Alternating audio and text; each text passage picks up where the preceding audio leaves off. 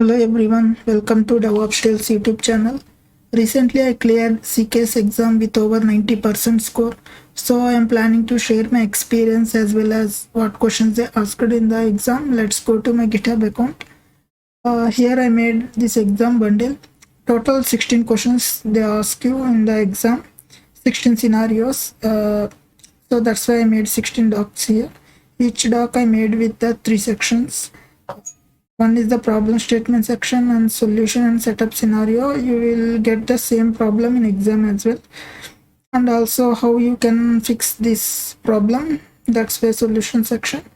And the third one I gave you additionally setup practice scenario, because once you bring up your Kubernetes cluster, if you set up practice and if you set up the scenario and then practice the solution, it will be easy for you in exam, because in exam you will get only 120 minutes. You have to solve all these 16 questions in 120 minutes. So if you practice more, you can clear all these 16 questions. Here in the bundle you will get all these 16 questions as well as this Kubernetes setup doc. I made a doc here to set up Kubernetes cluster. If you follow this doc, you have to just run this scripts.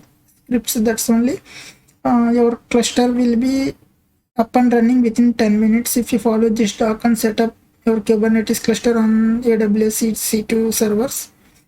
Let's start with the first scenario. It is related to Kubebench. There is a CSA benchmark tool they mentioned in the exam. First of all, what is the CIS? It is one open source organization, security type of organization. It gives you some standards, how a system should be exist, how a system should be set up. Here system in the sense it can be a Linux server, or it can be a Windows server, or it can be a third party application such as Nginx, anything. Same way CIS defines some standards for Kubernetes cluster. So if you follow those standards, you can say your cluster is securely set up. So where did you get these standards? Here this is the organization, okay, security organization. Here you will get those benchmarks. You will check those benchmark and set up your Kubernetes cluster. Then you can say your cluster is securely set up. Let's discuss what problem exactly you have to fix in the exam. First you have to log into appropriate node. Here they give you an exam on SSH command, okay, something like SSH 0034 something, okay. You have to use that SSH command and copy into terminal, then you will log into appropriate net, then you start to answer this question. Here there is some violation related to kubelet and etcd. You have to fix those violations. Kubelet and etcd are critical components in Kubernetes. If they compromise, your application also compromise. Let's see what exactly the violations they mentioned here. Let's go to Kubernetes cluster.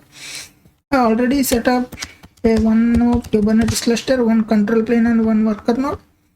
So let's see where exactly this kubelet configuration exists and etcd configuration files exist. In solution I gave you where you can check these configuration files, the default location for kubelet configuration here. If you don't remember this in exam, you can get this configuration using this command. You already know PS is for listing what process running on the system, and you can grab your kubelet process. Here it shows config file, okay. This is the config file, varlib kubelet. Here the kubelet config. You have to open this.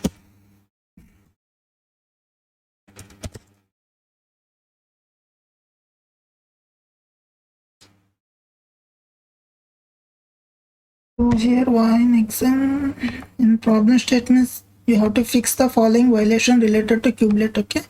Ensure anonymous auth is set to false. Here what is anonymous authentication? Here enable true. You have to set it to false. And the next thing they're saying, authorization mode is not to set always allow. Here authorization mode is set to always allow. They're saying not to set to always allow, okay. So first fix first one. Change this to true to false. Now Authorization mode not set to allow, but what should you kept here? This is where in the note they clearly mention wherever possible use webhook based authentication authorization. So you have to put here webhook, and also wherever possible webhook based authentication also. So in authentication section there is a webhook enabled here false, so you have to make it true. So 3 changes you have to do in the kubelet configuration. One is you have to change this anonymous auth and webhook authentication, and the authorization mode is set to webhook. Okay, what exactly these are? Before it was set to true. What does it mean? Means anonymous is enabled, means anyone can talk to kubelet without authentication. Anonymous means kubelet will allow unauthenticated users. You know, kubelet is one of the major component in Kubernetes. It is the one who manage containers. If it is compromised, your applications also compromised. Actually, it exposed one HTTPS endpoints on port 10250. Correct me if I'm wrong. If the hacker know this location, he can talk without authentication. So we have to fix this violation. So you have to disable. That's what they are asking you in the exam.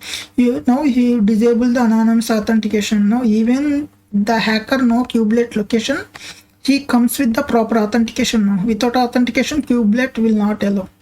Next is we mentioned webhook. We enable webhook authentication.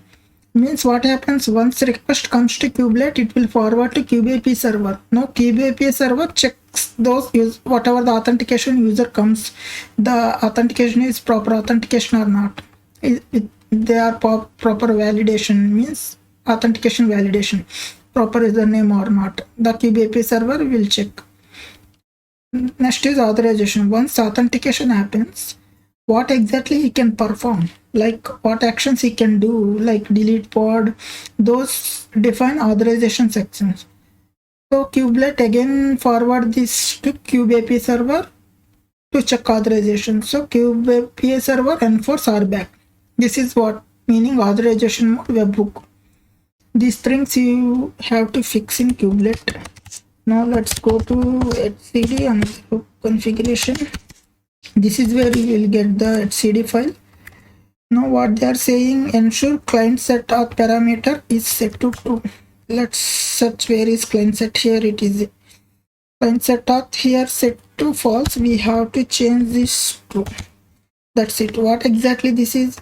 Client set auth means now anyone talk to etcd, they will come with the proper client certificates.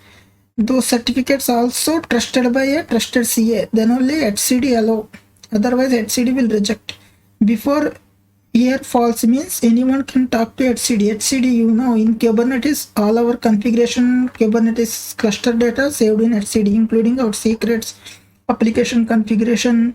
So if it compromise entire our application and Kubernetes cluster compromise, so we have to fix these two violations. That's it. Once you fix these 3 things, we have to restart some components. Here in the they say in the exam they say restart affected components so the new configuration takes effect. So you have to restart this. First you have to restart daemon,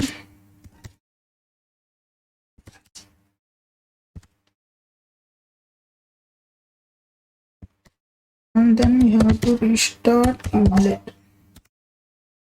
Once you have to restart, in exam it will come up within 1 minute. Here it will take time, but in exam the cluster up and running. Once the control plane and worker node again in ready state, then only you can exit from this question. Until unless don't exit. Okay, once it is fixed, the question, your first question is completed. Here in the solution I clearly mention how you have to answer. Okay, just practice this, and also I give you how you set up exactly what how exactly this they know this should be set up all, this not set up always allow. This is where CSI defines some standards. Okay, but how you can check? If you want for knowledge purpose, I gave you, there is one tool called Kubench. Here in the practice scenario, I gave you that also, like how you can install Kubebench, how you can run Kubebench, then it will scan your Kubernetes cluster against the CSI standards.